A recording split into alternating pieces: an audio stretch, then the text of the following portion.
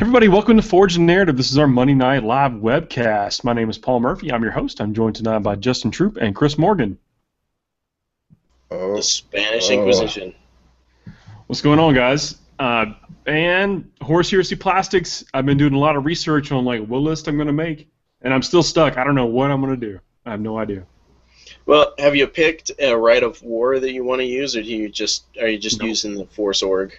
Yeah, so far just I'm just messing. Well, I've been planning either Sons of Horus or Death Guard. Now we'll finish out the Sons of Horus before I do Death Guard. Although I got this really sweet Death Guard paint scheme, but I do have 70 Sons of Horus models already.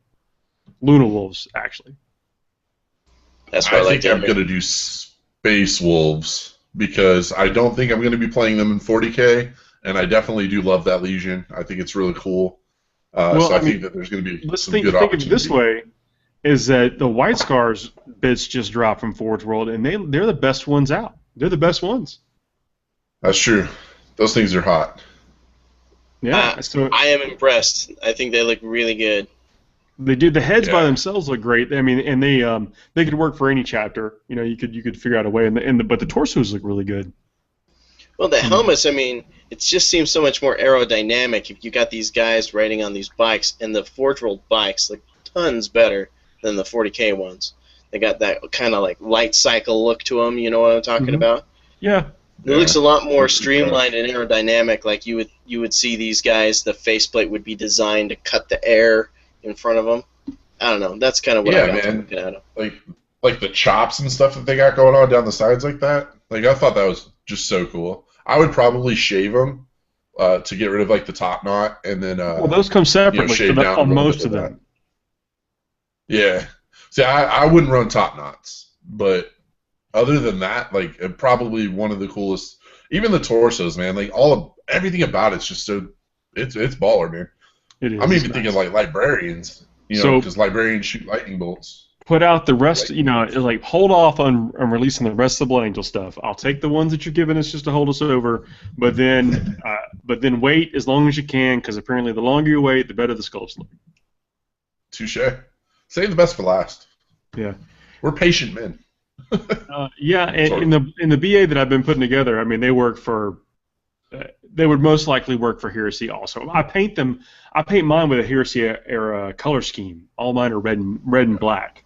I don't have a lot of the black trim on the shoulder pads. Yep. Yeah, and with black eagles too.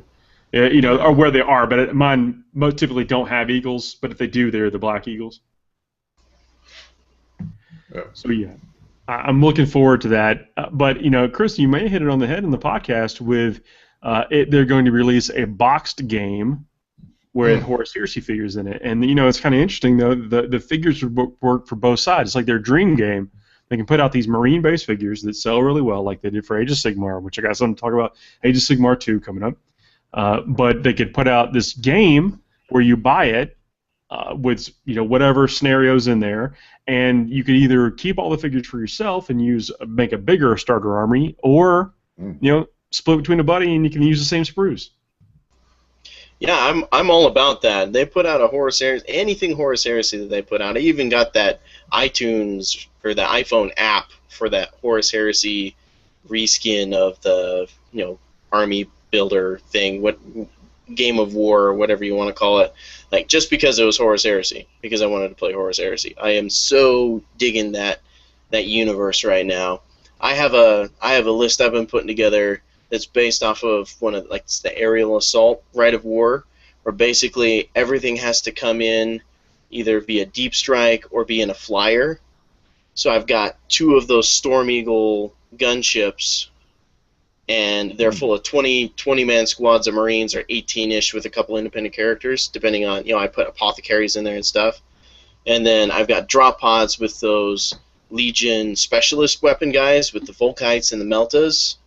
So the dudes with the drop pods come in and they blast at stuff that's high value targets, hard to kill, and then you've got the troops coming in to sweep in and take the objectives afterwards. Some hard hitting stuff like deep striking Terminators or whatever. I'm gonna need some help to build my list, so I want to kind of put it out there. If anybody has some Horus Heresy Army lists they've been building around Sons of Horse / Luna Wolves or Death Guard. Hit me on the Facebook. I've been happy to hear what you got because I've got a bunch of Luna Wolves and I will flesh that out. But it's mostly like TAC Marines and specialist Marine bodies with weapons. You know, who doesn't have enough of those? And I got a bunch of Terminators too. I do have an Abaddon and Terminator armor. I've got a Horus figure. You know, I'm set to roll out with just about anything that can be built. But I want to see some ideas from folks. What you're gonna want though is a Spartan. That's really what people are rolling nowadays. That's the bee's knees of heresy is Spartan tanks. It's that flare shielding. You get a -1 to any weapon that's shooting at you, and then you can put armored ceramide on it. I love to sprinkle that on there. Bill, good to see you. Lou, Dean, representing the Dark Angels. Archon of Chaos, Chris, Steve, Lamont, Ricky. Good. Welcome to the show, guys. Thanks a lot for tuning in. I see some more here. We'll call them out later. Lou's got a question. He's like, what do you use? How do you build a 30K army for 40K? And that's one of the things we talked about on the show. Nobody knows, or I should say, there's not really a concrete way to do it. But they do have all the same identifiers, battlefield roles, in these books that we know and love in 40K. So I would imagine that as this evolves and people get their hands on it, becomes more accessible, people get plastic and want to use them, we'll be using standard 7th edition force organization to build them. Yeah, I mean, that's the only thing that's prevented me from pulling the trigger, man, was, you know, how do I really get to play this? And, you know, like, I'm not really big on campaigns and stuff. I like the concept, and they're great, and I see the appeal to people.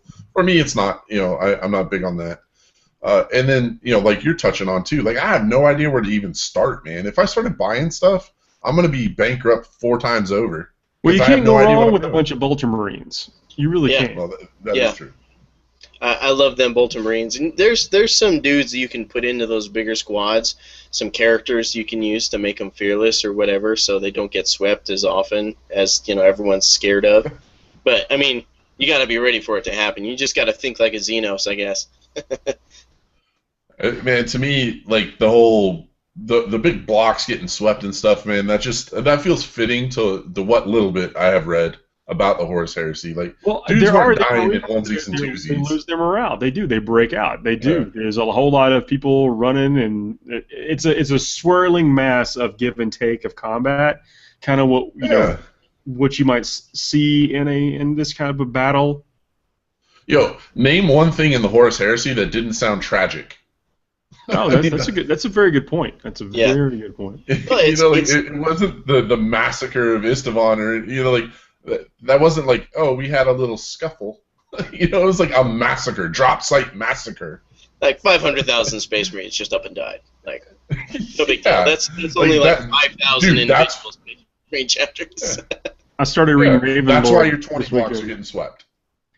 I started reading Ravenlord this past weekend, which is it takes place after that, and how Korax kind of deals with that.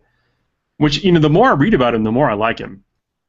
Korax is really cool. Have you read Deliverance Lost yet? I have not.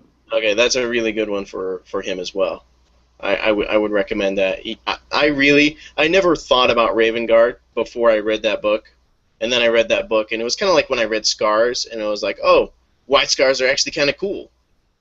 Yeah. It's that way for Raven Guard. That's good that they're doing that. I mean, the way that you can kind of get wrapped up in a chapter, it's nice to see that happening with the way these authors are telling the stories, and I think they're doing a really good job for the most part. You know, Reese, man, he's been all about the Raven Guard for a while. Like, I mean, that's been his jam and his favorite flavor of Space Marines. The same with like Night Lords, and those are 2 chapters that really a lot of people weren't really giving a lot of love to. And then some of these books were coming out, and like all this stuff's coming out. Now everybody's like, "Yo, these dudes are so cool!" Like, yeah, hello, like there's no stupid chapter. Well, Troy says that the word bearers are stupid. Troy, you were stupid. They're not tragic. I totally agree with you. What a bunch of... Never mind. This is safe for kids. This is the only thing that I don't like about the Heresy story so far is Fulgrim. The way they did Fulgrim was beautiful until they were like, you know what? And he just said, like, you know, I guess I'm cool with it even. Okay. I'll just let him take me over just to see what it'd be like, and then I'm good. Yeah, Spoiler alert. that's the only thing I don't like. That's 10 years ago at this point or whatever. It's I even knew that. I don't read. But and the Emperor's Children are everywhere. Fabius Bile and the Emperor's Children are in every book. Yeah, they're everywhere. He's definitely one of the coolest characters. They're even in Talon of Horus.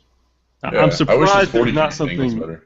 Yeah, I'm surprised there's not something in the story about how, they're the one of the most numerous legions. Like it should be like Ultramarines and them. Yeah, they're ballers. They're everywhere. Well, I don't have any particular loyalty to them, but they are in every book. Hey, I got a shout out for Lou here. He's asking when Brother Captain Morgan's gonna read more. What would you like? Arcana Chaos is asking if we've got any momentum going for building the missions of the next tournament coming up that we have here in Atlanta, November 13th and 15th. Haven't thought about it. So this, I shouldn't say I haven't thought about it. We do. We've got now we've got the space, and now we're starting to work on a lot of the exciting things that we're going to pack into that. And the missions, I haven't built them yet. But I want to get feedback from everyone, especially coming off the ATC, where I designed the missions for that event as well. Not without community feedback, and certainly not without the spirit of the event. So they won't be the same. But want to hear what people are playing, how they're playing the game, because the missions are very much a aspect of how the game is played. And so we want to make sure they're relevant and challenging and fun for everyone. So getting feedback about that, what they'd like to see, compared to what it is now, what the FTN missions are now and what they hear us talk about on the show, I'd love to get some feedback on that. Yeah, I want to say too, man, I've been dabbling back in some of the original missions that, we haven't really played them in a while because all these other events that have been happening that have been using different missions, Adepticon and the ATC and stuff. So I was actually refreshed to play some of the standard, if you will, vanilla people's missions. I mean, it was good to go back, like a throwback. They're fun. I still break them out, and you still hear about all tournaments around the whole globe that use them, and they'll write in like, hey, is it cool if we change this? The answer is yes. Change away. Like it's got to meet your environment. So by please, all means, yeah. Use whatever you want. They're designed to be fun and competitive. Change whatever you want. There's a lot of things in there that are there for you to interpret your own way. Yeah, look at it as like a template. You know what I mean? Like if you look at that and you're like, yo, like this is so cool, but I would totally love to play it that way. Do it. Yeah. Do it, and then tell us about it. Because that's the best thing is just hearing about it. It might be the coolest thing that we never thought of. When I tried to get that relic and this happened, or man, he closed me out on this objective, or thank goodness the objectives were progressive. We hear that kind of stuff all the time, and it never gets old, ever. I about had like the Shia LaBeouf moment where I was about to just do it. You see, the gravity of the Earth would shift with all the mass of that muscle. Just kind of, I can feel gravity just like. Ugh. So I real quick, have lats, so I don't need to. I'm gonna have some obligatory Age of Sigmar talk. On Sunday, I was going to put together a bunch of figures and start getting some prep work and maybe do some painting. A buddy of mine comes over. He's like, "I've been playing Age of Sigmar. It's awesome. I need more Skaven models." Now I was like, "Dude, you've got like 1,000 rats. Why do you need any more Skaven models?" He's like, "Well, I need some rat ogres and I need a Packmaster and and he brought his figures over. Thankfully, they were the starter set from the Fantasy Battle starter set from before, so they went together pretty easily. And I spent the whole day painting Skaven. So because there is a big Age of Sigmar group in the area, and they've been using this. I think they call it the Azure Comp system.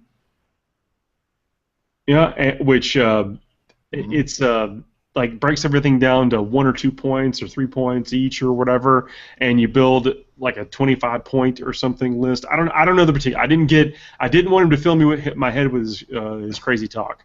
So I was like, you know what, you come over, you hang out, I'll paint some figures. That's fine, and that's what happened. So it was a good hobby day. Painted 3 rat ogres and 2 of the Skaven guns. I don't even know what they are. I started on one on the lieutenants or whatever, and I'm painting this Packmaster tomorrow probably. I think. Nice. Yeah. So yeah, it's fun to break it up. You know, something new. I had a in-depth intellectual conversation with Troy about Age of Sigmar, and I want to read 2 quick passages.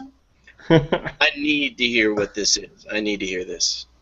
Okay, so I said Age of Sigmar is so much more enjoyable when it's taken for what it is, and that pause. And I think that's what the problem is with a lot of people is they're not taking it for what it is. They're really like trying to wrap their brain around it in all kinds of different directions.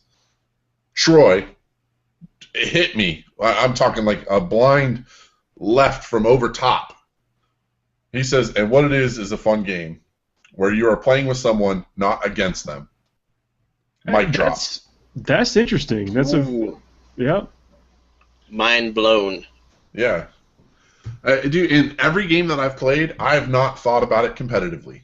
I have not thought about it in any other aspect but having fun and playing with my opponent. And I've had nothing but good times. The rules were weird, to me anyway. I guess it's I shouldn't say weird, counterintuitive. I was like, were people actually playing it where you could shoot like out of close combat or into close combat? He's like, yeah, nobody just having a good time playing games. All in, man. All in. And so, special request from Lou here. You wanted my favorite passage from Talon of Horus, so I'm ready to deliver. You guys ready for this? I'm ready. All right. Leor was the one to break the stalemate, doing so with an absolute failure of diplomacy. Drop your weapon, Captain Abaddon. We're here to steal your ship. That sounds strong. I've not read that book yet. I want to, and Aaron Dipsy Bowding is one of their best in the stable right now. Mm-hmm. He is a genuinely good author, not just a good 40K author. He is a good author. He does, as an English major, now declared. I fully endorse that statement. Back in the early days, I did a whole episode on Betrayer. So, I mean, if you're just curious about how it played, please look for that episode. But that was at that point in time, that was my favorite book in the series because just of where it went. It took you all over the place, but it all felt relevant to the story. So, Age of Sigmar, not bad. That's my final vote on it. Yeah, that's a great thing because. Honestly, it's beer and pretzels. It's fun. It's a way to interact with your buddies. It's a way to sit down, have some fun, push some models around. I put Skaven on a round base. Look at me. I'm a heretic. Get it. That's right. Get it. I want to filthy light the vermin. internet on fire. That's right. Nah, man. It's. But everyone, what I was telling my buddy was telling me. He's like, people were very just interested in playing the game. They wanted to have that social contract to the extreme. Mm-hmm. Oh, this one's like a little bit more, yeah. Because I could be that guy, and I can bring 5 bloodthirsters and 3 great unclean ones, and you can bring a bunch of dudes with some pickaxes. This comp system, though, it seemed like this dude is putting out. I don't know the guy. Supposedly he's out of Kentucky.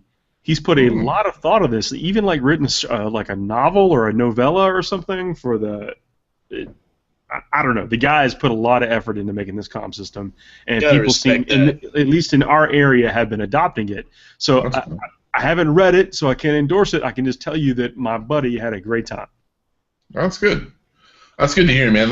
That's what I want to hear about Age of Sigmar. I don't want to see you lighting your models on fire. If you're gonna light your models on fire, dude, hit me up. I'll throw some money your way through PayPal. Pay some shipping. Mail them to me. All right. Come on, man.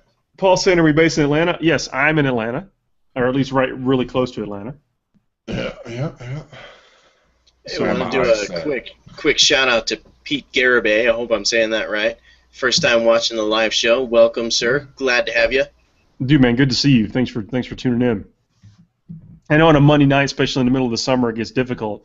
My oldest went back to school today for his first day of school. So obviously a lot going on. Traffic is worse around here now. Yeah, no kidding. But whatever. Bill's giving a thumbs up to Age of Sigmar.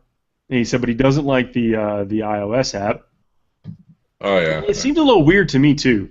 I downloaded all the scrolls just on a separate thing, and it did seem kind of weird, kind of clicking around through there.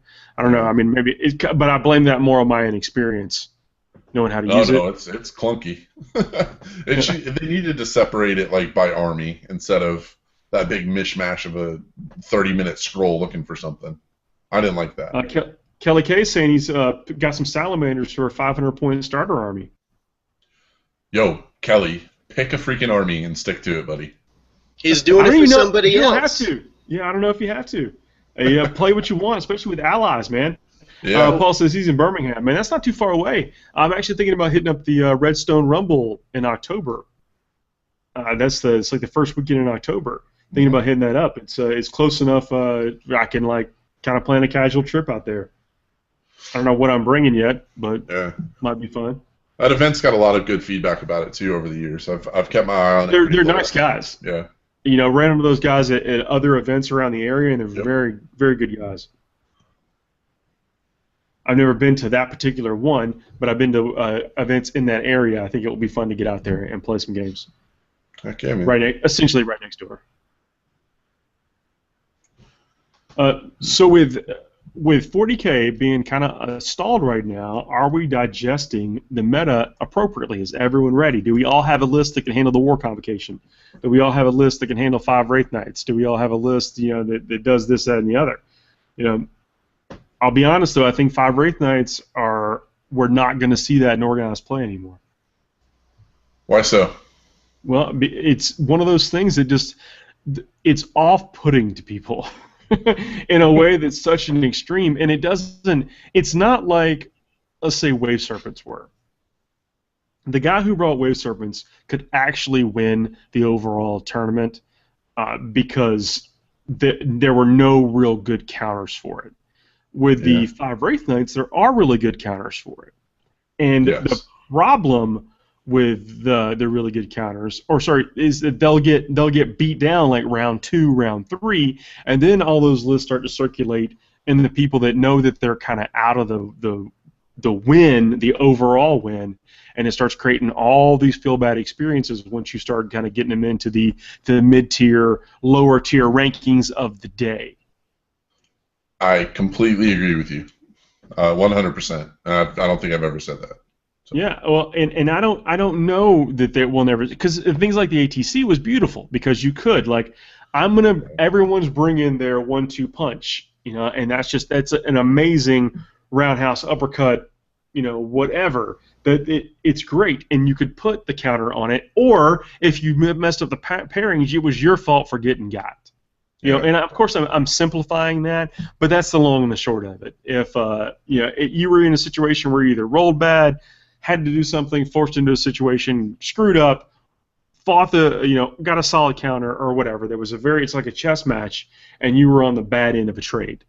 Yeah, it's unfortunate that we're kind of in that zone again. Where we're looking at a certain build, and it's like, this isn't good for the community. It's unfortunate. It happened. And it's going to happen. It's going to happen again in 2 or 3 years. This will not be the last time this happens. Yeah. The rules for gargantuan creatures are so absurd, over the top and almost sloppy to the point of irresponsible design. Yep. Well, it's less that, I think, than just how aggressively costed these Wraith Knights are. Because you look at other gargantuan creatures like the Tyrannid one, the Biotitan, the Hierophant Biotitan. That thing is like 1,000 points, and for 1,000 points, you want it to do all those things, right? But a Wraith Knight could kill that in one round of combat with the sword. If the Biotitan had rules released right now, it would be somewhere in the 300-400 point range. I disagree. That's just where it would be. It's Forge World that's doing that, not Games Workshop. Because Forge World, they seem to put that extra effort into making things not as crazy. All right, let me clarify. If it was released in a 40K codex, it would be 300-400 points. Okay. And in that case, that's what it would be. I'm going to pull a Justin and agree with you there. Yeah, if it was released right now, we'd see that kind of rules. And this Wraith Knight is not the last thing we're going to see. We are going to see things down the road. Like when this Tau Titan gets released, I promise you it's going to be a gargantuan. Oh, and I'm glad that you mentioned Tau. God, I hate saying that. But those the riptides, yeah, I know, like it hurts. It's like acid starts forming. Those riptides, man, those things in the Forge World line with the experimental rules, dude, they're so cheap and they just murder, like murder. It's not fair, and that's where I wanted to kind of chime in on Chris. You know, you're saying Forge World's a little bit better. Those are still experimental, though. Both of those suits are still experimental, and I know this because I had a question for the event that I'm running. Will you allow experimental rules? And it was a Tau player wanting to bring in special suits, and I said no. Consequently, 3 weeks later, it looks like he decided to sell his entire Tau army. You're the reason. It's very unfortunate that he made a rash decision based off of that, but he said 40K wasn't fun for him anymore, and playing with those. Don't play Tau. I can see that being a problem. He had Space Wolves too. With Tau. And speaking of Space Wolves, Ricky's painting up some Thunderwolves, and he says as a Dark Angel, like at heart, he's struggling with it, but it's hard to deny the fact. Put the winged helmets on your dudes, man. Like this dude. I got some advice for you. There's a song I want you to look up called "Sons of Odin" by Manowar. Listen to that while you're painting the Thunderwolves. You'll get in the mood. Void Wraith Prime saying that the Stampa is 700 points. He said sometimes Games Workshop just goofs on the points. I think it's pointing out that the Orcs are 7th edition Codex. I think the Stampa, it's a lot of points, but it's got more hull points, and you can do weird things with it, like repair it. You put 6 hull points back on it every single turn. Yeah, there's some builds, man, that makes that Stampa invincible almost. Yeah. There are things like that you can do with it, and you got to remember that 7th edition Codex, not all of them are built the same. Pretty much everything from the start of Orcs to Blood Angels is in the kind of the same mid-low power tier. That's 6.5, man. And then you go after that to Necrons, Eldar, etc. Everything after that point, just the power level scale. Yeah, remember that the Blood Angels have a demi company also, and it sucks. It is horrible. It is horrible. What are but that's Lamont's got a question. He says that he heard that for the Strike Force there, that the 10-man squads in Rhinos are better than 5-man squads in Razorbacks. And, you know, I kind of tend to agree with that, but there is something to be said of when you kind of go with the fact that you're getting a Twin-Link Las Cannon for 20 points. You're getting a Las Plas for 20 points. Yeah, it depends on kind of what you want to do. I would mix them up. Like I built a Lions Blade list where I mixed them up. I had 4 or 5 squads that I knew I was going to be pushing forward. So I put them in different vehicles than I had people I know were going to be hanging back. Yeah. Call it the Kitty Kyrian. Yeah, and you can combat squad your stuff too. You can take Razorbacks and 10-man squads.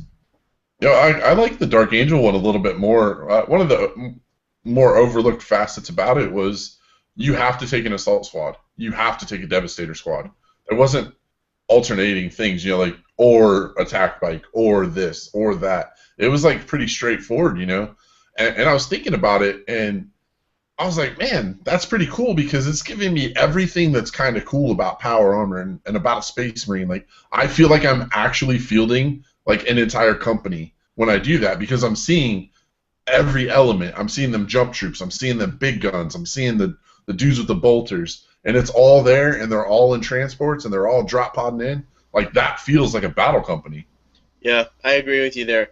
I think that the demi companies and the battle companies and all that, I think that they're all great tools to bring an effective narrative-style, actual Space Marine feel to your armies on the table. Yeah, and if you're new to the hobby and you pick Marines, and I'm sorry, take a second mortgage. There's a lot of vehicles you got to buy. I'm glad you could join us here for the live show. He normally hits up the replay on YouTube and leaves a comment, which I really appreciate seeing the next morning.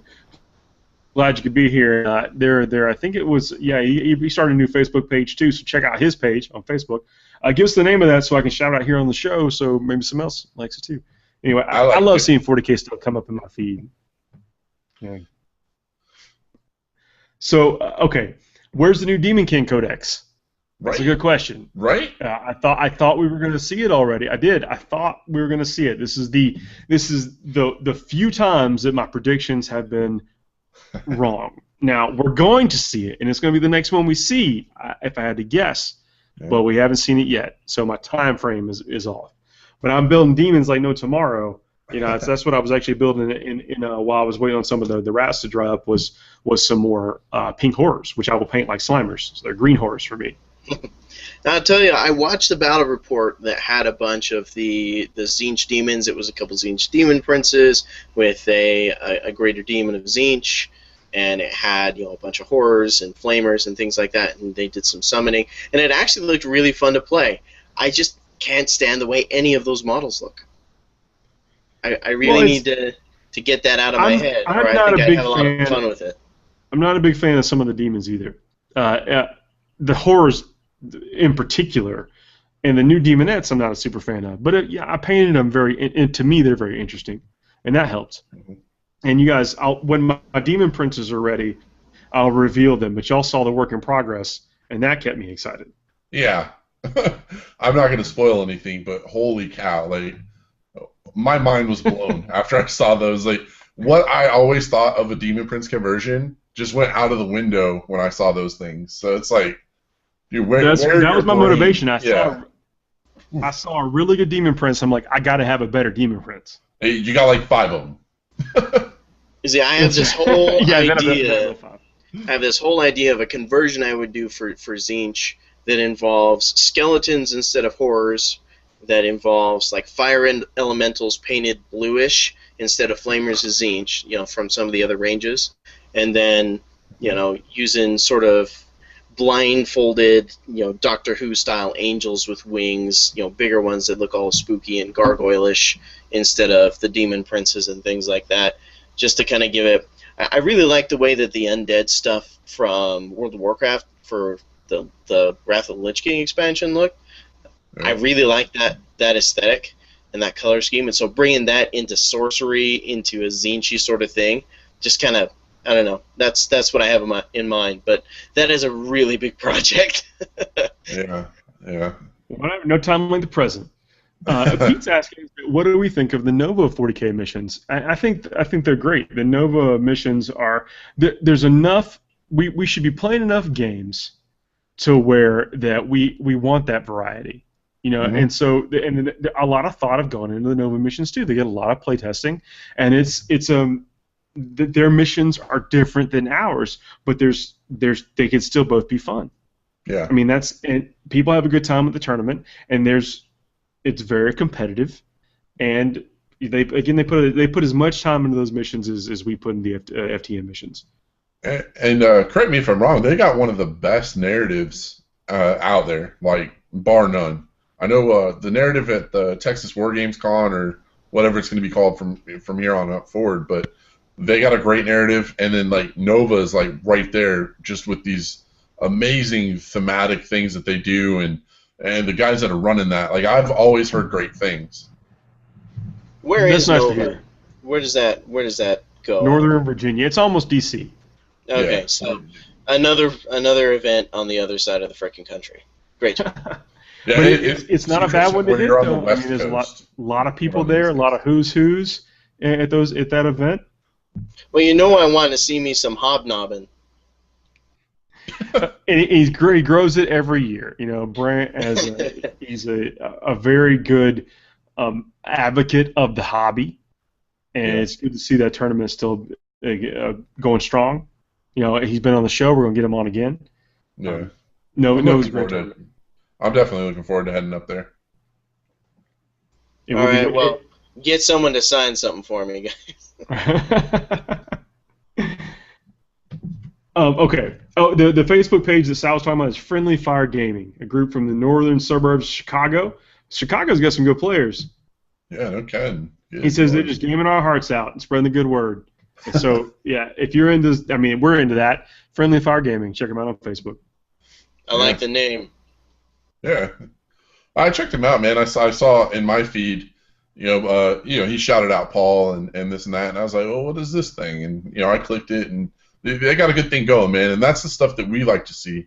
And you know, it's awesome to see other people doing the same things that we're doing too. You know, like you're making that page, you're doing that work, and you're trying to bring your enjoyment out for other people, and that's only good for the hobby. Yeah, I mean that's what people need to see. I mean, again, I saw something come in my feed. It was a really cool looking demon prince, and it inspired me to go make some cool looking demon princes. You know, like, there's nothing wrong with sharing pictures, and it's the best. It's the absolute best. I love that hobby aspect. I've been preaching that a bit locally here about just there are things you can do to get your miniatures painted and things like that. I love that community sense. I follow a lot of groups on Facebook that just for inspiration, just to see the cool stuff that people are doing. Archon of Chaos is asking, like, what do we think that Tzeentch Lord of War is going to be in the Demon King book? Unquestionably, should be Fate Weaver, but I don't know that we'll see him in a non-Chaos Demons codex, just like we didn't get, too many other things in there. I mean, so it's a tough call. It's a really tough call. Hard to say, yeah. Well, I wonder if there was going to be a new Tzeentch Greater Demon thing as part of the Age of Sigmar stuff that gets released and then ported over. This is all speculation. It's not based on anything that I've heard or anything. But logically, if you look at what happened with Khorne Demonkin, where they had the new Bloodthirster model, granted that didn't turn into a Lord of War slot, and Archaon of Chaos has a great point. Khorne Lord of Skulls, 888 points of garbage. But yeah, different time period. but yeah, that's my guesstimate. Dreckrock tuning in from Alaska, man. Good to see you. It's the first time catching the live show, man. Thank you very much for tuning in. Awesome, yeah. Stay warm up there, friend. Is it the day? Is it the 6 months a day or night right now? Or are you that far north? I don't know. 30 Days a Night. That was like one of my favorite movies.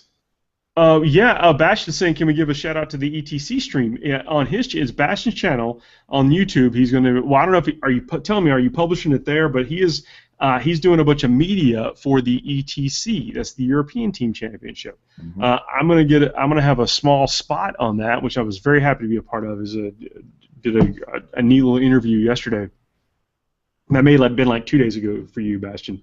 But anyway, I'm looking forward to all the coverage coming from that event. That event is going to be strong in Europe. You guys that are over there, please don't be shy about hitting us up with updates, because we'd like to know it too, and we'll put as much as we possibly can out on the Forge and Air Facebook, and we'll talk about it on the show. So give us as much info as you possibly can. Yeah, I'm excited to hear about it too, because my thing right now is Pajama Pants is on fire. All right, I don't think he's on the team this year. Not this time. Yeah, but he's helping coach that team. He's been on the team. Oh, he's a valued member of any team he's on, if you ask me. And with what he's been doing lately, and with his inspiration and his insight to how he's been adapting to the competitive play styles, America. Yeah. Good luck to the guys that are going over there, but it's a very challenging event. At Adepticon, the Swedes have been coming over to Adepticon for the last several years in a row, and they're great competitors. They're probably some of the best in the world, and to play against them, they play a different style game. It's almost like soccer to our football, and you got to change gears up, as opposed to their football to our soccer. I really like what you just did there. I'm really thinking about it right now. That's exactly what I meant. I saw it exactly how it was. That's right. So, anyway, really good. I've been building up for 40K wise. I started finally getting some progress done on this war convocation.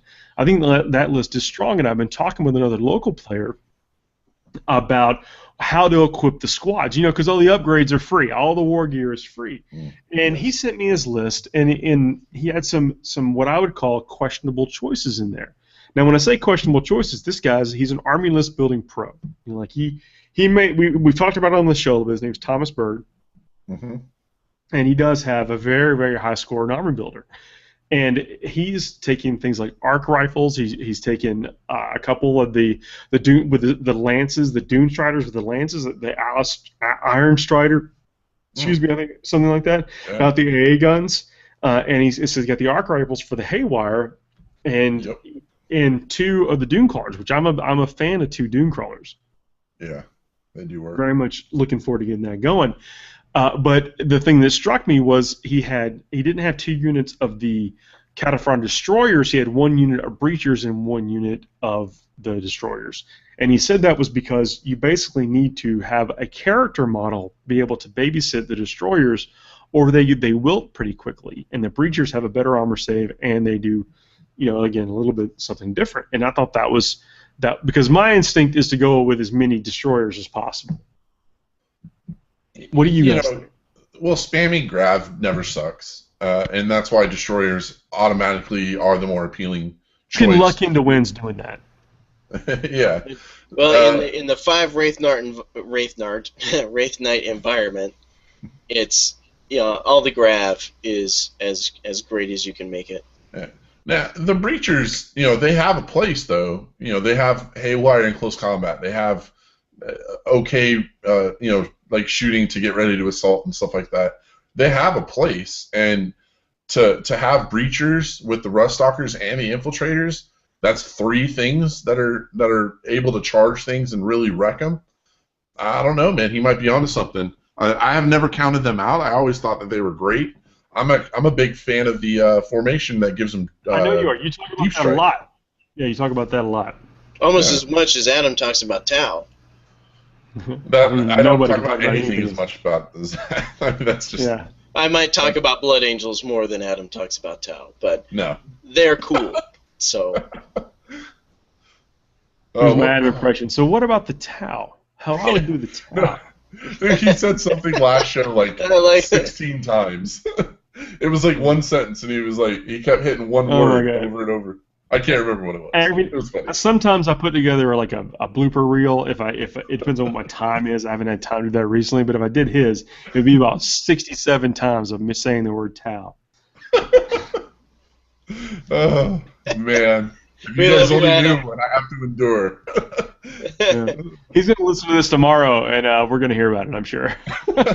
I hope we do. Good time. But that's cool, though. I mean, we joke, but that fire for the hobby.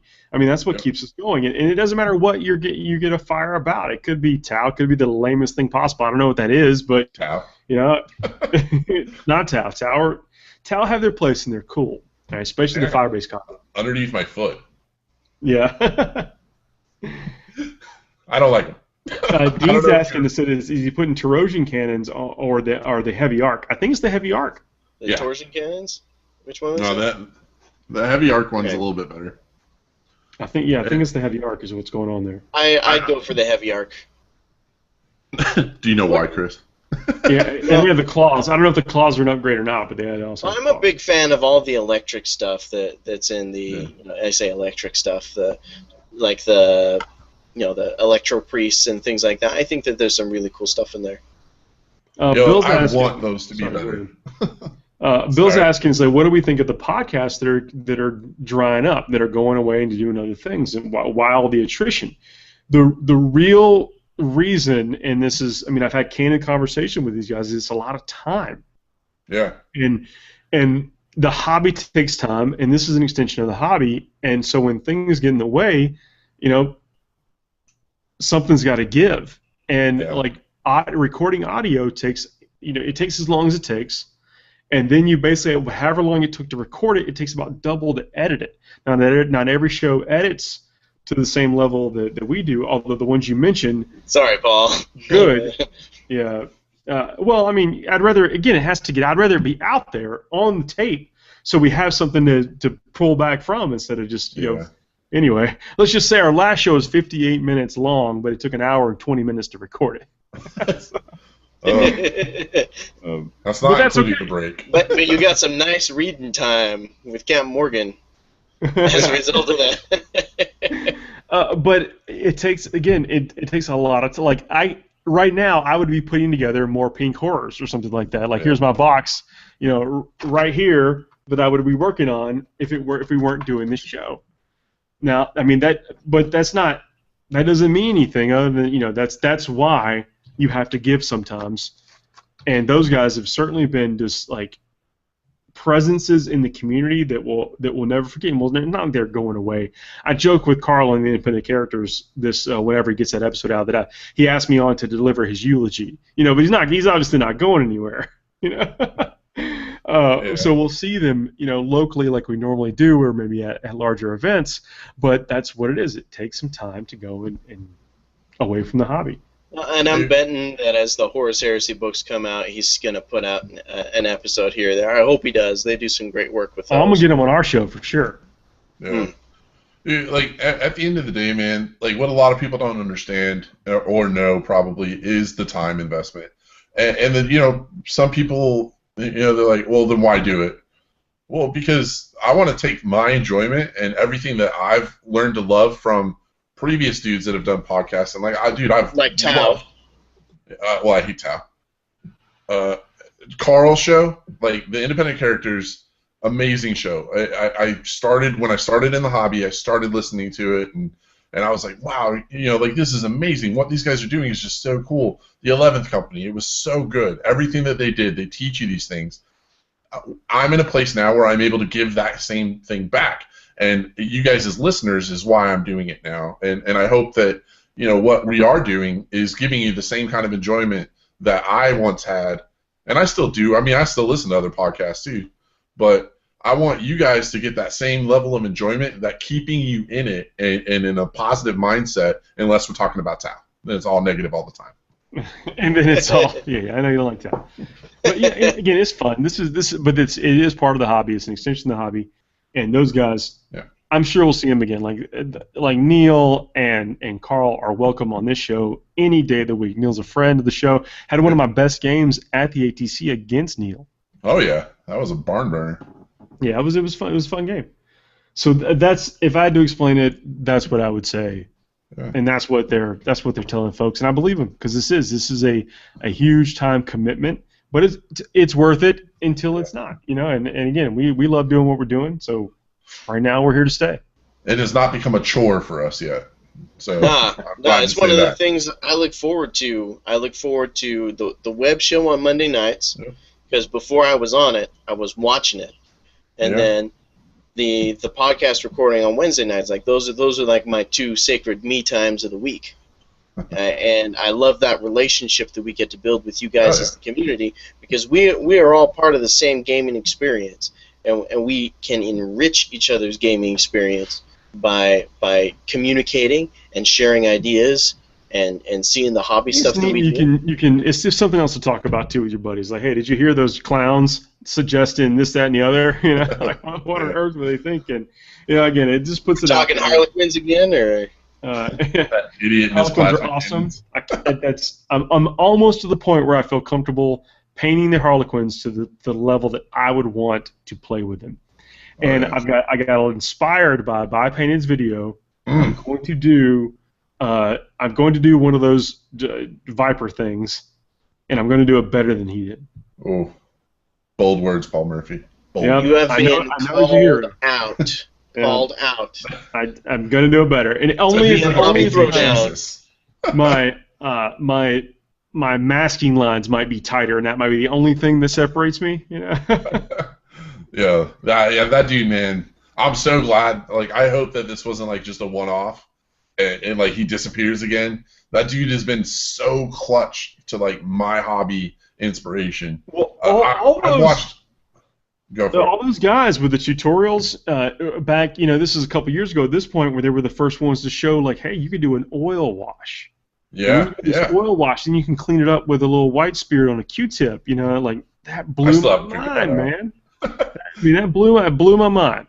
And it works. It works perfectly. Yeah, dude, those guys, man, they're just so clutch, man. Like, if you watch, like, how many times I've watched how to paint Death Company anything on By Painted's channel, or Blood Angels anything on that channel, I probably alone made that guy like $6. You're responsible for $6. Hey, hey, that's cool. Yeah, that's like 6 million views, just so you know, guys.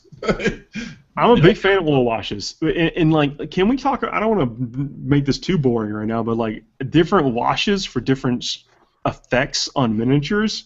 Like it matters a lot. Like sometimes I use the secret weapon washes because it gives me a certain effect. Sometimes I use the Games Workshop washes because it gives me that certain effect. And sometimes there's nothing else you can do except oil wash. I've got this Privateer Press, I think, the P3 formula for the brown ink. I haven't tried this yet. You guys, are these good? Yeah, they're dark. I think that's going to be great. Yeah. So, are you going to use it to shade yellow with? I was actually I was using it as a substitute for. Well, I was planning on using it as a substitute for the Agrax Earthshade. Thin it down a bunch. I don't think that's going to work. Yeah. Well, I got them, and then I got like 2 bottles of Agrax for free, so I'm not sure if I'll actually need them. Well, you could use that for the recesses in red and yellow. Yes.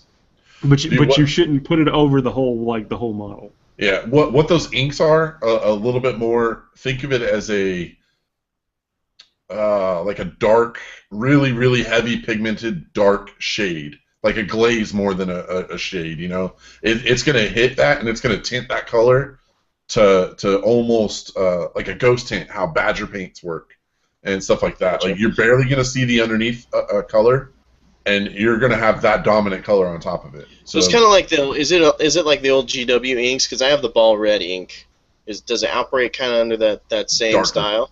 It's darker. Thicker pigments, yeah. Okay. Well, not darker. I shouldn't say darker. That's a bad word. Pigment density is thicker. Gotcha. You know, physics. So do some test runs. But sure. I love how we can actually have this discussion. I think there are valid uses for almost all the paints out there. You know, especially if you're going to airbrush some and brush paint on the others. And that's one of the biggest things for me is that I am essentially a finger painter. You know, when it comes to the techniques and that kind of stuff.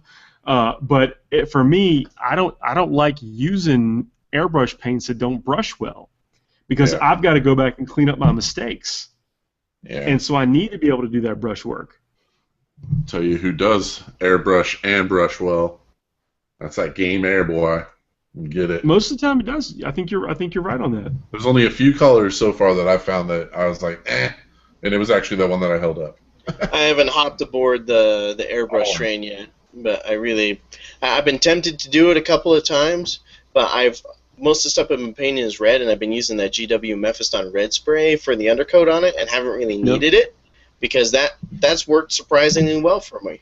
So you could get a highlight, just go 45 degrees all around the model at the 45-degree angle all around the model with a brighter red, and you would get that instant highlight. Yeah, and then like a reddish orange straight down. You go to wash the recesses up, man, and you got yourself like really fresh looking model. Took you 5 minutes. It's airbrushing is a great tool to produce awesome color transitions. But Kenny from Next Level Painting, a good friend of the show, he always says the time that you save there, make sure you invest it back into the detail work, because that's where you're truly going to see the return. But with Marines, though, sometimes if you don't put the pouches in like regular old just Power Armor Marines, it makes the time go so quickly. Dude, if you need to get 3 colors up on a model and you got a tournament in 2 days, airbrushing. I'm telling you, do exactly what Paul says. Base coat, 45, top, wash, set it on the table, buddy. You're good to go. Yeah.